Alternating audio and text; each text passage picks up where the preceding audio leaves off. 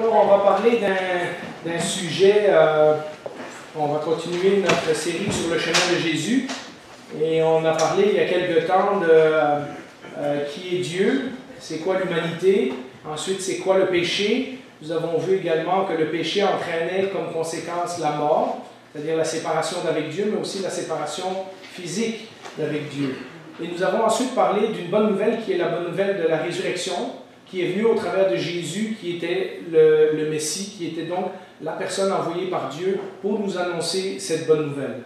Et évidemment, tout ça doit mener à un but. C'est-à-dire, c'est bien de connaître tout ça, mais une fois qu'on sait ces choses-là, qu'est-ce qu'on fait avec? C'est-à-dire que c'est quoi la prochaine étape? Et ça m'amène au message d'aujourd'hui que j'ai intitulé « Le chemin de Jésus, qu'est-ce qu'un disciple ?» Parce que lorsque nous lisons l'histoire de Jésus, nous voyons rapidement que Jésus n'était pas intéressé simplement à démontrer des points de vue intellectuels ou religieux sur certaines doctrines de la Bible.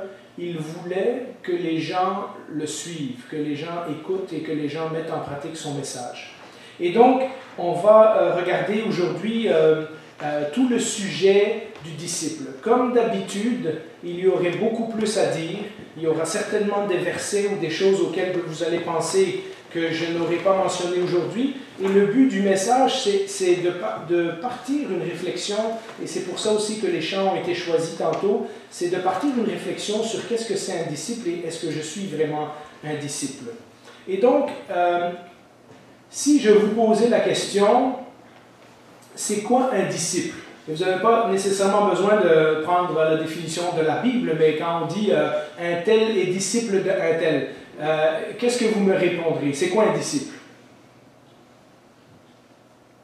Premièrement, c'est une personne qui a une discipline. OK, mais encore? Et qui va vivre et qui va mettre sa vie selon ses convictions. Pas mal ça. D'autres définitions. Disciple, ça veut dire quoi? Confesse le nom de Jésus. Et puis j'encourage. Je témoigne. Oui. Quoi d'autre? C'est quelqu'un qui suit les traces de Jésus. Ah, ça c'est une définition qu'on entend souvent. René nous dit, c'est quelqu'un qui suit. OK, M. Martineau? C'est la même chose, suivre les traces de Jésus. Oui. Pas d'autres idées? C'est peut-être plus devenir semblable. Devenir semblable. Oui, il y en a qui vont d'avance sur le message aujourd'hui. Mentor. Mentor, disciple, oui. Je sais que souvent on a une idée. Richard? Un disciple, c'est quelqu'un qui tient au pied de quelqu'un. Qui se tient au pied de. OK. C'est toutes des bonnes définitions. Et il y en a une plus simple. Le mot disciple du latin vient du mot apprendre. Le disciple, c'est celui qui apprend. Maintenant, vous avez dit des bonnes choses, et on va les développer au fur et à mesure du message. Mais à l'origine, le mot disciple commence avec un apprentissage, avec apprendre quelque chose. Et lorsque nous lisons dans l'Ancien Testament, et on peut mettre notre premier texte, qui va être un peu notre texte de référence aujourd'hui, c'est Deutéronome chapitre 6, verset 5, mais en fait, je vous inviterai, comme à chaque semaine, je vous donne des devoirs à faire, eh bien aujourd'hui, votre devoir, ça va être Deutéronome chapitre 6. Une des raisons, c'est que c'est un des chapitres que Jésus utilise pour répondre aux tentations du diable dans le désert. Et donc, Jésus lui-même connaissait bien ce chapitre. Hein? Et on ne va pas souvent dans l'Ancien Testament, mais là, ça va vous donner une excuse d'aller vous plonger dans un texte de l'Ancien Testament. Alors, Deutéronome chapitre 6, verset 5, et vous l'avez peut-être entendu, et vous ne saviez pas que c'était dans l'Ancien Testament. Parce que Jésus va citer au moins à 2 reprises ce verset-là dans son ministère. Deutéronome chapitre 6, verset 5 nous dit « Tu aimeras l'Éternel ton Dieu de tout ton cœur, de toute ton âme et de toute ta force. » Alors vous vous rappelez, Israël est sorti du désert, ils ont été libérés de l'esclavage de l'Égypte, et ils vont passer un certain nombre d'années dans le désert à apprendre qui est Dieu. Donc on pourrait déjà dire, même si le mot disciple ne se trouve pas là, à apprendre qui est Dieu.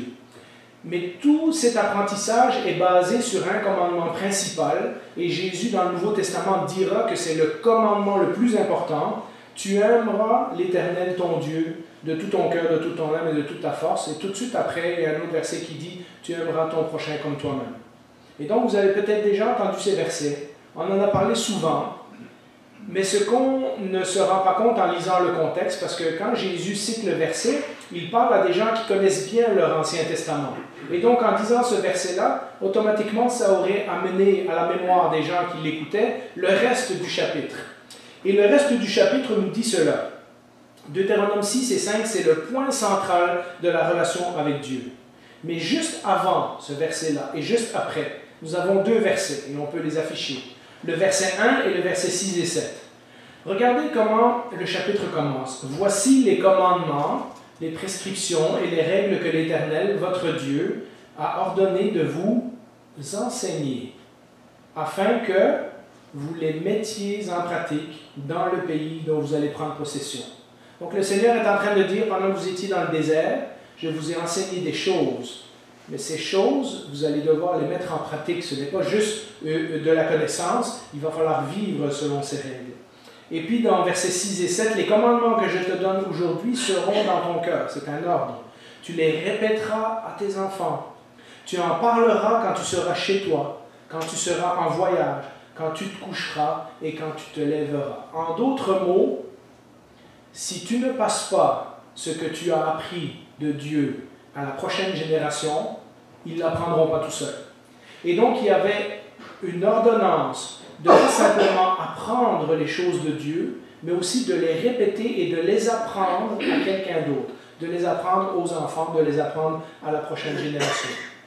En d'autres mots, c'est l'enseignement de la parole de Dieu et sa mise en pratique qui rend visible et vivant la réalité de la relation avec Dieu.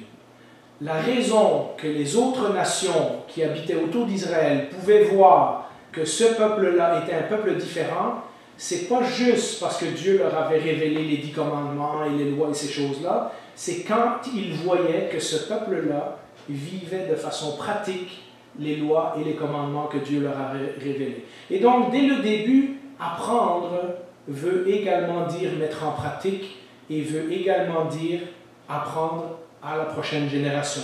Et c'est important qu'on se souvienne de ces choses-là au fur et à mesure qu'on avance dans le message. Sinon, ça reste une connaissance intellectuelle.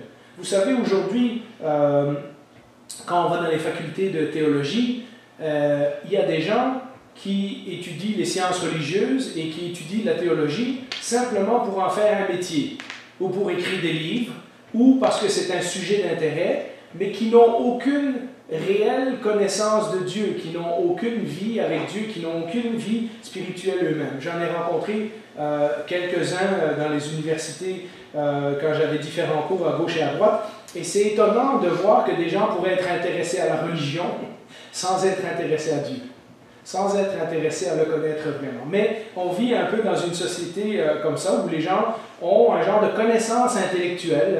Un des gars avec qui je travaillais récemment, il avait fait toutes les religions. Il a touché au bouddhisme, il a fait le ramadan chez les musulmans, il a essayé le yoga, il a essayé l'hindouisme, il a été chez les témoins de Jéhovah. Et lui, une fois qu'il avait fait le tour, il avait tout appris, puis il était correct. Ça ne changeait rien dans sa vie. Et on voit comme ça des gens qui sont intéressés à la religion, ou même qui aiment venir à l'église, mais en fait, ils ne sont pas du tout intéressés à connaître réellement Jésus et à avoir une relation avec lui. Et donc, la Bible nous prévient dès les premières pages, dès le début du peuple de Dieu, que c'est important de connaître Dieu, mais c'est important de mettre en pratique ce qu'on apprend sur Dieu. C'est ça qui rend visible le fait, c'est ça qui rend réel aux gens autour de nous ce que nous croyons. Dans l'Ancien Testament, c'est le rôle de tout le peuple. Ce chapitre que nous avons lu est adressé à tout le peuple d'Israël. Et nous savons qu'il va y avoir des hauts et des bas, et que ce n'est pas tout le monde dans le peuple qui va suivre ces commandements, mais c'est le peuple de Dieu en général qui est appelé à suivre et à être un disciple. Leur tâche principale, c'est d'apprendre qui est Dieu et de vivre selon ce qu'ils ont appris. Cela ne veut pas dire que ce genre de vie était facile et que ce genre de vie était simple. Comment suivre Dieu parmi nous, un peuple, 12 tribus, avec des personnalités, des caractères, des origines tous différents, mais aussi au milieu de d'autres nations qui nous entourent et qui croient en d'autres religions et qui croient en d'autres dieux, etc. Et donc, quand nous lisons l'Ancien Testament, nous nous rendons compte que, fois après fois, le peuple d'Israël a failli. Fois après fois, le peuple d'Israël a pris le mauvais chemin. Fois après fois, des gens qui semblent pourtant être des bons croyants, comment expliquer que David, qui est appelé un homme selon le cœur de Dieu, va commettre l'adultère avec Bathsheba. Et fois après fois, tout l'Ancien Testament, donc je dirais presque 3/4 de notre Bible, nous enseigne que bien qu'ils ont reçu les commandements et les lois de Dieu, ce n'était pas facile à suivre. Il y a eu beaucoup d'échecs, il y a eu beaucoup d'erreurs, il y a eu beaucoup de gens qui se sont détournés du chemin, et fois après fois, Dieu doit envoyer des prophètes qui enseignent au peuple et qui les ramènent sur le bon chemin et qui les encouragent à retourner aux promesses et aux paroles de Dieu qui ont été faites avant. Le psaume 25, par exemple, on peut l'afficher, c'est un assez long texte, on va le mettre en deux parties. J'ai souligné un certain nombre de mots. Le psaume 25 est une très belle prière de ça. C'est quelqu'un qui veut suivre le Seigneur, mais qui se rend compte qu'il n'y arrive pas tout le temps. Et alors, lorsqu'on lit le psaume 25, on lit ceci. « Éternel, fais-moi connaître tes voies. » C'est-à-dire, je veux apprendre sur toi. Enseigne-moi tes sentiers. Donc, on parle de marcher, on parle de suivre, on parle d'un chemin. Conduis-moi dans ta vérité et instruis-moi. Donc, ce n'est pas juste l'instruction intellectuelle, mais c'est aussi conduis-moi. Ça veut dire, une fois que j'ai appris ça, comment je marche avec ce que j'ai appris, comment je fonctionne dans ma vie de tous les jours. Car tu es le Dieu de mon salut. Je m'attends à toi chaque jour. Éternel, souviens-toi de ta compassion et de ta bonté, car elles sont éternelles. Ne te souviens pas des fautes de ma jeunesse et de mes péchés. Souviens-toi de moi en fonction de ton amour, à cause de ta bonté éternelle. Et donc il est en train de dire, Seigneur, je vais en rater. Je vais rater ma shot des fois. Je vais rater mon chemin. Je vais prendre une mauvaise décision. Mais ne te souviens pas. Parce que ce n'est pas vraiment ce que je veux, mais des fois, je vais par là quand même. L'Éternel est bon et droit. C'est pourquoi il montre aux pécheurs la voie à suivre. Ça ne dit pas le Seigneur montre à ceux qui sont parfaits la voie à suivre. Ça dit, il montre aux pécheurs la voie à suivre. Il conduit les humbles dans la justice. Il leur enseigne sa voie. Tous les sentiers de l'Éternel sont bonté et fidélité pour ceux qui gardent son alliance et ses commandements. Donc, il est en train de dire, quand on marche dans ce chemin que le Seigneur nous trace, on va finir par se rendre compte que c'est bon pour nous et c'est des choses que Dieu a préparées qui sont vraiment bonnes pour nous. C'est à cause de ton nom éternel que tu pardonneras ma faute, car elle est grande. Quel est l'homme qui craint l'Éternel? Vous connaissez ce verset. L'Éternel lui montre la voie qu'il doit choisir. Et donc, on voit lorsque quelqu'un se remet devant Dieu et confesse ses fautes, que le Seigneur peut le rectifier et le remettre sur le droit chemin. Un échec de vivre selon le commandement que nous avons vu dans Deutéronome n'excluait pas automatiquement quelqu'un du peuple de Dieu. Mais un membre du peuple de Dieu, un disciple on pourrait dire, devait apprendre, une des choses qu'il devait apprendre sur Dieu, c'était justement de demander, de recevoir et de pouvoir compter sur sa grâce et sur son pardon. Une des choses qu'on apprend, c'est que lorsqu'on a des échecs, le Seigneur nous relève. Lorsqu'on demande pardon, le Seigneur est capable de nous remettre sur le droit chemin. Ça, c'est ce qu'on apprend, en lisant l'Ancien Testament, c'est ce qu'on apprend en lisant la parole de Dieu. Et donc, une des choses que le disciple doit apprendre, c'est aussi apprendre à compter sur la grâce et la miséricorde de Dieu. Parce que, comme on l'a dit tantôt, tout seul, il n'y arrivera pas. C'est donc plus qu'une expertise intellectuelle et théologique. Vous savez, quand on regarde certains juifs très pratiquants aujourd'hui, ils ont des petits cubes accrochés sur la main et sur le front. En fait, c'est des 10 commandements miniatures.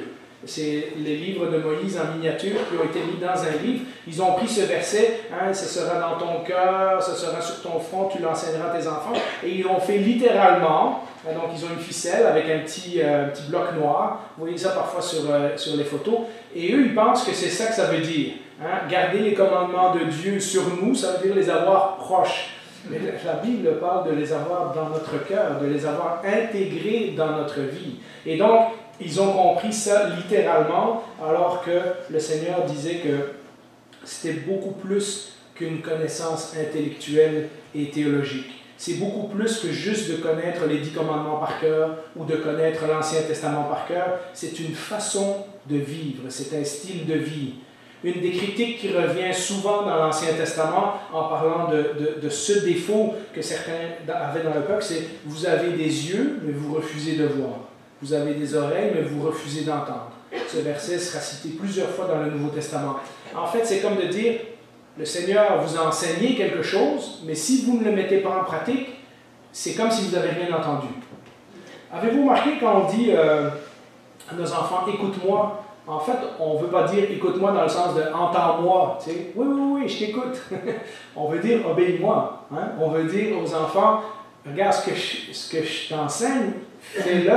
Fais pas juste écouter avec tes oreilles, fais-le pour de vrai. » Eh bien, c'est la même chose dans la parole de Dieu. Vous avez des oreilles, mais vous refusez d'entendre. Vous avez des yeux, mais vous ne voyez pas. C'est important de se rendre compte que ces versets-là sont une critique des gens qui avaient une connaissance intellectuelle de la loi, mais qui ne vivaient pas selon la loi. Alors, quand nous arrivons au Nouveau Testament, et je pense que vous pouvez, si vous êtes familier avec la Bible, vous allez vous en rendre compte, quand on arrive au Nouveau Testament, on va remarquer que beaucoup de ces thèmes et beaucoup de ces sujets sont repris dans l'enseignement de Jésus.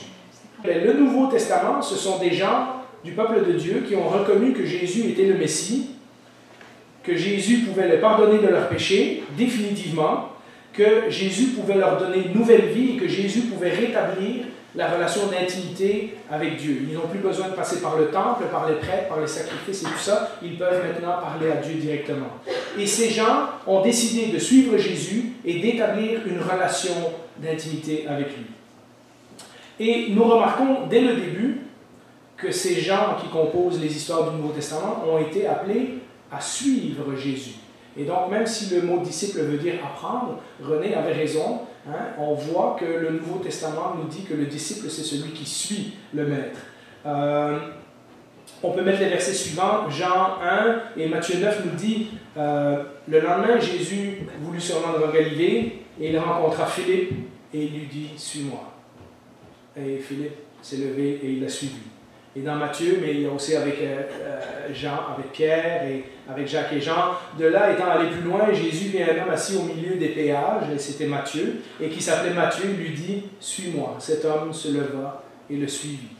Et nous savons qu'ils l'ont suivi jusqu'à la fin de leur vie, puisque plusieurs de ces gens-là ont écrit des textes qui se trouvent dans le Nouveau Testament.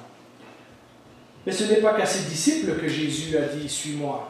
Un jour, quelqu'un vient le voir et lui dit « Seigneur, permets-moi d'aller enterrer mon père qui est mort. » Et Jésus lui dit « Non, non, tu dois me suivre, et immédiatement. » Parce qu'à ce temps-là, un enterrement, ça prenait des semaines et des semaines. Et ce que Jésus indique, c'est « Si tu veux vraiment me suivre, il y a des choses plus importantes. » Au jeune homme riche, hein, qui dit « J'ai tout fait ce que les lois et les commandements de Moïse me disent. » Il lui dit « Laisse tes richesses aux pauvres et suis-moi. » Hein? Et donc, à plusieurs fois, Jésus dit « Celui qui veut être mon disciple doit porter sa croix et me suivre. » Et donc, il y a quelque chose d'être un disciple qui n'est pas juste apprendre intellectuellement, mais qui est aussi apprendre dans notre marche avec Jésus. Dès le début, ceux qui se nomment disciples sont appelés à le suivre, et pas simplement à donner leur accord intellectuel à un nombre de doctrines. Et vous savez, un pasteur connu posait la question en disant, peut-être une des questions les plus graves qu'on pourrait poser dans nos églises aujourd'hui, c'est qui est assis sur nos bancs et qui est véritablement un disciple et qui ne l'est pas. Parce que certains dans nos églises ont une compréhension intellectuelle de la Bible, ils ont dit oui, oui, je suis d'accord avec le baptême, je suis d'accord avec le repas du Seigneur, je suis d'accord avec ci et avec telle doctrine, etc. Mais dans leur vie, ils ne marchent pas vraiment sur le chemin de Jésus. Et donc c'est une question grave qu'il faut se poser aujourd'hui. C'est une question dérangeante, mais des fois, il faut se poser la question de notre relation avec Jésus. Est-ce qu'on le suit vraiment? Le suivre, c'est une autre façon de dire vivre selon ce qu'on a appris. On a dit que le disciple, c'est celui qui apprend, mais le disciple, c'est celui qui met en pratique ce qu'il a appris. Dans Luc chapitre 10, vous vous rappelez, j'ai pas oui, on va mettre l'image au tableau. Il y a cet homme qui vient voir et qui dit « Maître, qu'est-ce que je dois faire pour hériter de la vie éternelle ?» Et le Seigneur lui dit « Qu'est-ce que tu lis dans la Bible ?» Alors il cite Deutéronome. chapitre 6, et il dit, ben, tu aimeras le Seigneur de toute ton âme, de tout ton cœur, de toute ta force, de toute ta pensée, et tu aimeras le Seigneur, ton prochain comme toi-même. Et Jésus lui dit, ben voilà, tu as tout compris. Et lui dit, en voulant se justifier, nous dit le texte, dit, oui, mais c'est qui mon prochain? Hein? Donc il s'en allait dire qu'il avait tout fait. Et Jésus lui dit, tu as bien compris, tu as lu la parole, tu as bien compris. Et là, il lui dit, mais c'est qui mon prochain? C'est à ce moment-là que Jésus raconte la parabole du Samaritain. Et il explique comment un étranger qui est détesté par le peuple d'Israël finit par aider un juif qui est dans une situation très grave, et il retourne la situation contre cet homme-là, et il lui dit, maintenant, réfléchis, c'est qui le prochain? Et il est obligé de dire que le prochain, c'était le Samaritain. Et qu'est-ce que Jésus lui dit? Va agir de la même manière, toi aussi, ou va et fais de même. Nous avons vu que régulièrement dans ces enseignements, Jésus disait, celui qui écoute mes paroles et les met en pratique. Hein? Celui qui écoute mes paroles et qui les met en pratique est comme quelqu'un qui construit sa maison sur du solide. Sinon, c'est comme un fou qui construit sa maison sur du sable. C'est-à-dire de juste savoir ce que Jésus dit intellectuellement, mais de ne pas le vivre, c'est comme de construire notre vie sur du sable. Dans les paraboles de Jésus, nous avons vu souvent, quand nous avons étudié les paraboles pendant un certain temps, nous avons vu toutes les paraboles avec le serviteur, les serviteurs fidèles et les serviteurs qui ne sont pas fidèles, qu'en réalité, les serviteurs infidèles démontrent qu'ils n'aiment pas vraiment leur maître. Ils se sentent obligés de le servir, mais s'ils avaient le choix, ils seraient ailleurs. Et donc, nous avons vu comment la fidélité était importante dans ce texte-là. Mais comme les Israélites de l'Ancien Testament, les évangiles nous racontent que c'est pas facile d'être un disciple. Et on parle, quand on lit Matthieu, Marc, Luc et Jean, on parle des 12, souvent les 12 apôtres, mais on sait que Jésus avait plus de disciples que ces 12-là. Mais dans Actes, on voit que finalement il y avait plusieurs centaines de disciples. Mais regardons quelques textes ensemble. Dans Luc 18, 34, ils sont lents à comprendre. Ils ne comprennent, mais ils ne comprirent rien à cela. C'était pour eux un langage caché, des paroles dont ils ne saisissaient pas le sens.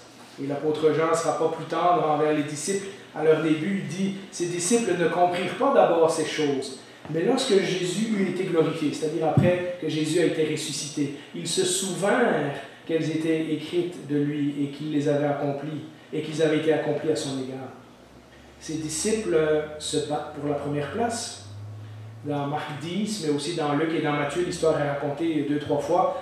Jacques et Jean s'approchèrent de Jésus et lui dirent, « Maître, nous voudrions que tu fasses pour nous ce que nous te demanderons. Accorde-nous, dirent-ils, d'être assis, un à ta droite et l'autre à ta gauche, quand tu seras dans ta gloire. » Donc ils imaginent que Jésus va venir avec un trône et avec ses légions d'anges et tout, et il demande, Jésus, moi j'ai envie d'être à gauche et l'autre à droite. Tu sais, on va être tes bras droits et tes bras gauches, on va être tes alliés. Et Jésus leur dit, vous n'avez aucune idée qu'est-ce que vous demandez. Et puis après, regardez la suite par contre. Les 10 ayant entendu cela commencèrent à s'indigner contre Jacques et Jean. Les autres, là, ils ne sont pas contents.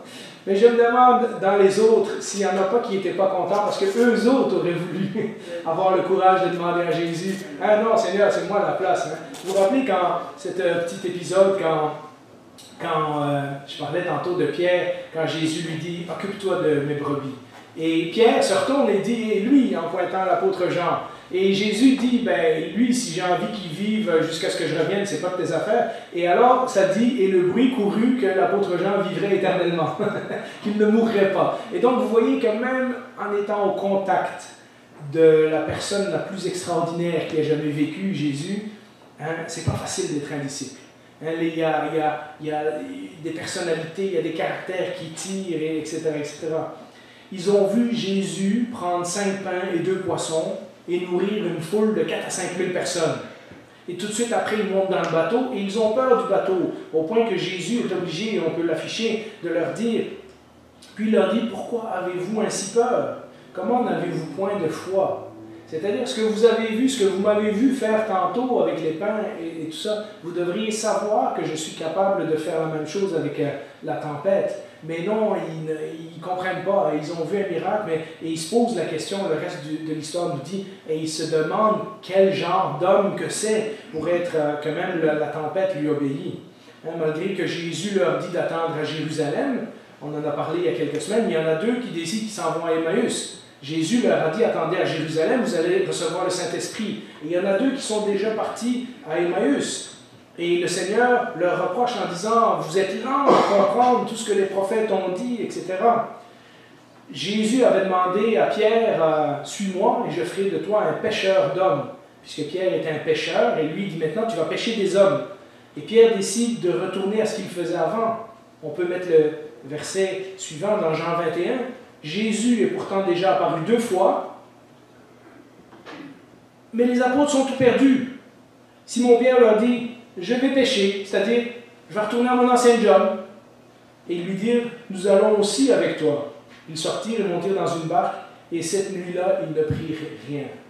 Et c'est toute l'histoire de Jésus qui est sur le rivage et qui dit, alors, vous avez pêché? Ah non, non, non, on n'a rien pris. Puis là, ils ne le reconnaissent pas. Hein. Il dit, jetez vos filets de l'autre bord du bateau.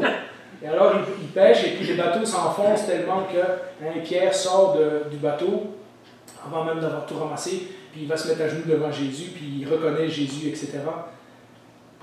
Vous voyez, même rendu là, après 3 ans avec Jésus, Pierre voulait retourner à son ancien métier. Pierre n'avait pas compris tout ce que Jésus attendait de lui. Et donc, être un disciple, même pour ceux qui ont littéralement été les 12 disciples qui ont suivi Jésus, ils n'ont pas tous compris. Et il y en a même un qui l'a trahi. Jésus doit clarifier les choses souvent. On peut mettre la prochaine image. Dans Matthieu 25, il dit, quand ils se battent pour avoir une place importante, Jésus les appela et dit, vous savez que les chefs des nations les tyrannisent et que les grands les asservissent. Il n'en sera pas de même au milieu de vous.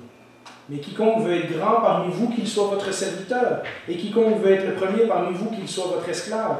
C'est ainsi, et là il parle de lui, il dit de la même façon, le Fils de l'homme est venu non pour être servi, mais pour servir et donner sa vie comme la rançon de plusieurs.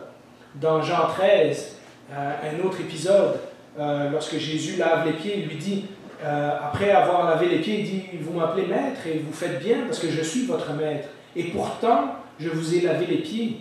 Et donc, c'est comme ça que vous devez agir entre vous. Et il finit avec cette phrase, en vérité, je vous le dis, le serviteur n'est pas plus grand que son Seigneur. C'est-à-dire, si moi je me suis mis à genoux devant vous, vous aussi, un jour, vous vous mettrez à genoux devant les autres.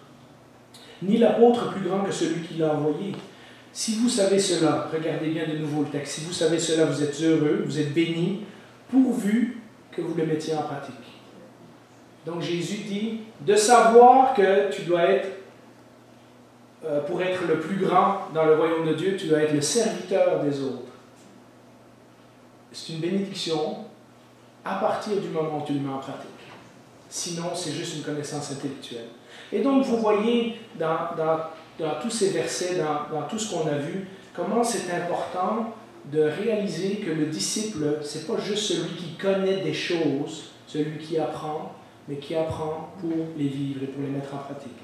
C'est en lisant tous ces chapitres, c'est en lisant tous ces versets, en lisant toutes ces paraboles que j'ai tiré ma fameuse expression que je vous dis souvent, hein, Jésus ne nous demande jamais de faire quelque chose qu'il n'a pas fait avant. Ou Jésus ne nous demande jamais de marcher sur un chemin qu'il n'a pas marché avant. Jésus a dit, le serviteur n'est pas plus grand que son maître. Ça m'amène à la conclusion. Lorsque, après avoir examiné la vie des apôtres, des 12 disciples qui sont devenus des apôtres, lorsque nous lisons le Nouveau Testament, j'ai souvent cru qu'on avait les histoires de Jésus, puis après ça, on avait de la théologie, hein, des lettres pratiques, qui expliquait tous les points de vue qu'on devait croire. Jusqu'au jour où je me suis rendu compte qu'en fait, ce n'est pas des choses qu'on doit croire, c'est des choses qu'on doit mettre en pratique. En réalité, ce que les épîtres sont dans le Nouveau Testament, c'est un développement de la pensée de Jésus. Chaque Église vit des difficultés particulières.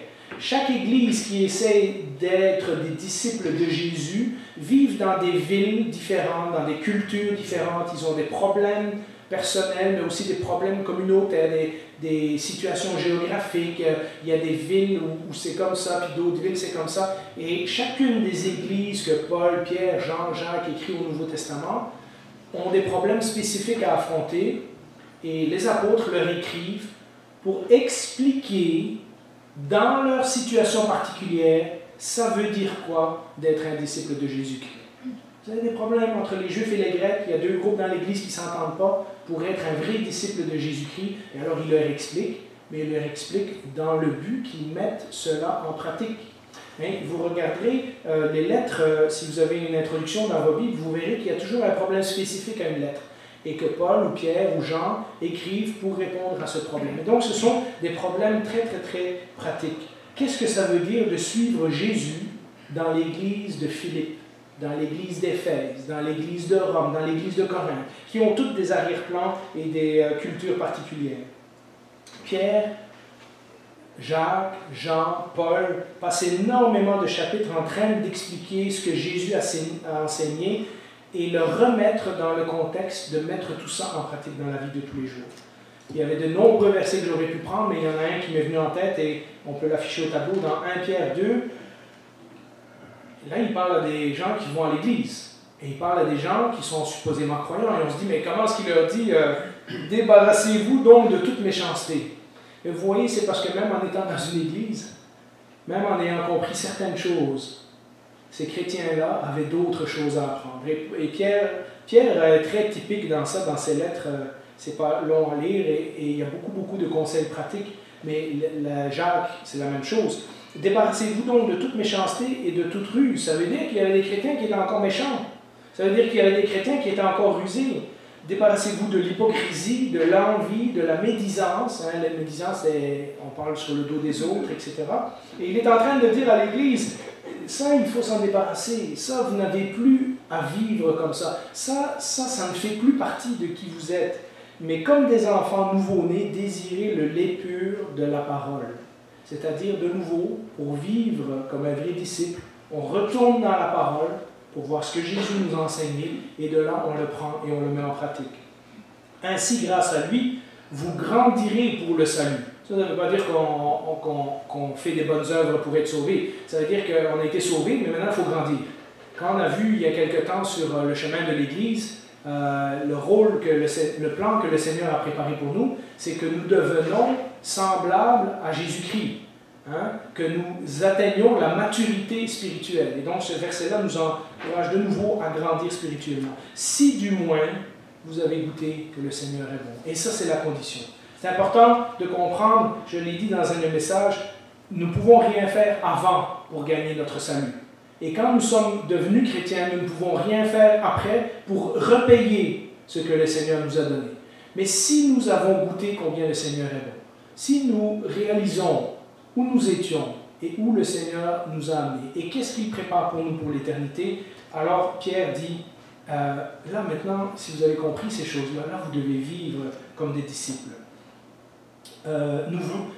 C'est-à-dire qu'on veut devenir de plus en plus comme lui. On veut voir quel plan que Dieu a pour notre vie et on veut vivre selon ce plan-là. On peut mettre l'image suivante. Si je devais le dire dans des mots aujourd'hui, un disciple, c'est celui qui apprend à vivre la vie de Jésus au travers de sa propre vie. En d'autres mots, si Jésus était une infirmière, quel genre d'infirmière serait-il? Si Jésus était un informaticien, quel genre d'informaticien serait-il? Si Jésus était un étudiant, quel genre d'étudiant? Hein? Si j'étais avec Jésus à l'école, qu'est-ce que je verrais en lui? Si Jésus était un professeur, quel genre de professeur serait-il? Si Jésus était un homme d'affaires, quel genre d'homme d'affaires il serait? Si Jésus était un camionneur, quel genre de camionneur serait-il? Si Jésus était un parent, quel genre de parent serait-il? Si Jésus était un fermier, quel genre de fermier serait-il? Si Jésus était un retraité, quel genre de retraité serait-il? Si Jésus était un leader d'église, quel genre de leader serait-il? Si Jésus était un bénévole, un membre d'église, un chanteur, une épouse, un mécanicien, un célibataire, quel genre de personne serait-il? Ma conclusion, et on peut mettre l'image suivante, c'est que si, et c'est pour ça que je disais tantôt que c'est un message qui nous oblige à nous examiner nous-mêmes, si nous sommes assis sur les bancs de l'Église depuis 1 an, 2 ans, 5 ans, 10 ans, 20 ans, 30 ans, 40 ans, et que rien n'a changé, que rien en nous ne montre que nous suivons Jésus, que si on nous mettait à côté d'un n'importe qui dans la rue, on ne verrait pas de différence entre eux et nous. Si rien dans notre vie ne montre que nos valeurs ont changé, le Seigneur nous demande de pardonner, et pardonner c'est parfois difficile. Si jamais à un moment dans votre vie, vous avez été confronté à demander pardon à quelqu'un qui ne le méritait pas, ou que vous avez refusé d'accorder votre pardon, si nous ne sommes pas en train de devenir différents de ce que nous étions il y a 5 ans, 10 ans, 15 ans, 20 ans, alors nous avons une sérieuse question à nous poser. C'est, suis-je vraiment un disciple? Est-ce que ce que j'apprends, ça reste là? Ou est-ce que j'apprends, parce que alors ça, c'est pas un disciple, ça c'est juste connaître des choses sur Dieu ou sur Jésus, ou alors est-ce que je suis un disciple? Est-ce que ce que j'apprends me travaille, me transforme, m'oblige à devenir quelqu'un de différent? Et si la réponse est non, alors nous devons nous examiner et nous demander pourquoi nous nous appelons chrétiens. Parce que un chrétien, la Bible nous dit dans Actes qu'on a commencé à les appeler chrétiens parce qu'ils ressemblaient à des petits Christ, à des petits Jésus. Et donc, si les gens ne peuvent pas voir en nous, malgré ce qu'on a parlé, que c'est difficile et que nous vivons des échecs, etc., mais la marque du disciple, c'est qu'il se relève et qu'il apprend de ses échecs et qu'il continue à suivre le Seigneur. Si il n'y a pas ces choses-là dans nos vies, si nos vies ne sont pas, même petit à petit, en train d'être transformées, si nous ne pouvons pas regarder en arrière et dire « Oui, je vois quel genre de personne j'étais avant, et je vois maintenant quel genre de personne le Seigneur travaille mon caractère, ma volonté, mes promesses, mon engagement, ma moralité, le Seigneur travaille toutes ces choses-là, alors peut-être que nous ne sommes pas véritablement chrétiens. Alors peut-être que nous ne sommes pas des disciples. Nous ne sommes pas sauvés par nos actions.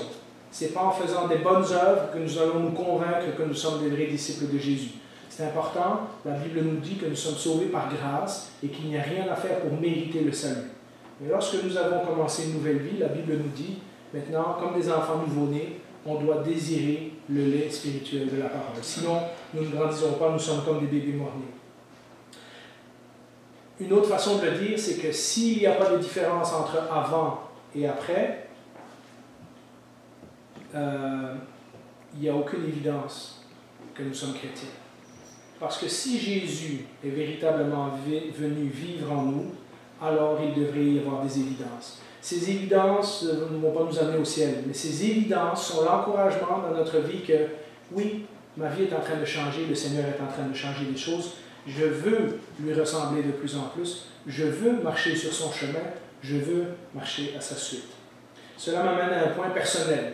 Ça fait un moment que je voulais partager ça avec l'Église, mais c'est un petit peu ma mission et ma vision pour l'Église depuis quelques années, et c'était peut-être le temps de la clarifier. Vous savez, parfois quand on choisit quelqu'un comme pasteur, on voudrait que ce soit quelqu'un qui réponde à toutes les questions, que ce soit quelqu'un qui puisse aider tout le monde, que ce soit quelqu'un qui puisse faire toutes les activités que les autres ne font pas dans l'Église. Mais mon véritable désir, c'est de devenir sans cesse un meilleur disciple de Jésus. Et de vous encourager, à mon tour, à vous devenir des disciples de Jésus, selon le commandement du Seigneur. Ce que nous avons vu avec les paraboles de Jésus, toute la série de prédications qu'on a fait, 50 et quelques, sur les paraboles de Jésus. Et ensuite, ce que nous avons vu dans la vie de Jonas. On a fait une quinzaine de dimanches sur Jonas. Et maintenant, depuis 1 an et demi, avec cette série sur le chemin du Jésus, mon objectif n'était rien d'autre que de vous montrer qu'est-ce que c'est un véritable disciple, comment on marche sur le chemin de Jésus. Et vous vous rappelez l'histoire de Jonas, hein? Jonas qui nous donne cet exemple de quelqu'un qui s'appelle « Ah, moi je suis le serviteur du Dieu vivant », mais il se fout que les autres meurent. Hein? Lui, il désobéit à Dieu, mais c'est pas grave, moi je suis serviteur du Dieu vivant. Lui, il veut pas que les gens de Ninive soient sauvés, mais c'est pas grave, je suis serviteur du Dieu vivant. Lui, il se fâche après Dieu parce que Dieu a d'autres plans, mais c'est pas grave, je suis serviteur du Dieu vivant. Nous avons vu que dans la vie de Jonas, il faut plus que dire « je suis le serviteur du Dieu vivant ». Jonas acceptait la grâce de Dieu pour lui, mais quand Dieu voulait accorder sa grâce à d'autres, Jonas n'était pas prêt de l'accepter. Et donc, toutes ces paraboles aussi que nous avons vues, tout ce chemin de Jésus que nous parcourons depuis un certain temps, n'a pas d'autre objectif que de nous faire grandir dans notre vie de disciple. Jean-Sébastien, notre ancien pasteur, l'avait mis, et parfois dans nos petits bulletins ou dans notre confession de foi, c'est encore marqué, il avait dit notre objectif n'est rien d'autre que de le connaître et de le faire connaître. J'ai à peu près la même phrase, elle est encore valable. Et on peut mettre la dernière image au tableau. Devenir un vrai disciple, c'est apprendre à connaître Dieu pour devenir de plus en plus comme lui, et puis le faire connaître à d'autres. Donc des disciples, des gens qui apprennent, qui deviennent des disciples et qui ensuite forment des disciples. Et donc sur ce, je vous invite à une autre prière et ensuite on va chanter un chant qui, un vieux chant, j'espère que vous le connaissez, mais qui résume bien l'idée de ce message. Et si vous trouvez que c'était difficile et que je vous suis rentré dedans, ben, c'est normal. Moi aussi, j'ai eu beaucoup de questions à poser cette semaine. Et donc, ne passons pas facilement par-dessus la parole de Dieu. Prenons le temps, quelques jours, de méditer, de réfléchir à ce qui a été dit aujourd'hui, de regarder notre vie, de peut-être la corriger si elle a besoin, de prier comme le psaume 25, de retourner vers le Seigneur et dire « Seigneur, je voulais te suivre, mais là, je me suis égaré, ramène-moi sur le bon chemin. » Prions. Seigneur, ce que nous avons appris aujourd'hui, ce n'est pas une option, c'est la base de la vie chrétienne. Et pour beaucoup d'entre nous, nous avons dit, ou nous avons été élevés d'une façon de croire que si nous acceptons certains points de doctrine, si nous croyons en certaines doctrines, notre vie s'arrêtait là. Et pourtant, au travers de ta parole aujourd'hui, tu nous apprends que ton objectif, dès le début, on l'a vu avec ton peuple, mais on l'a vu aussi dans le passé avec Abraham et avec d'autres, ton but, c'est que nous te suivions. Ton but, c'est que ce que nous apprenons, nous le mettions en pratique afin que notre vie et celle des gens autour de nous soient transformées. Seigneur, c'est ma prière pour moi, c'est ma prière pour chacun de nous ce matin, que nous puissions nous examiner, être honnêtes face à toi, confesser nos péchés si nous avons failli, et compter sur ta grâce pour nous ramener sur le bon chemin. Au nom de Jésus, Amen.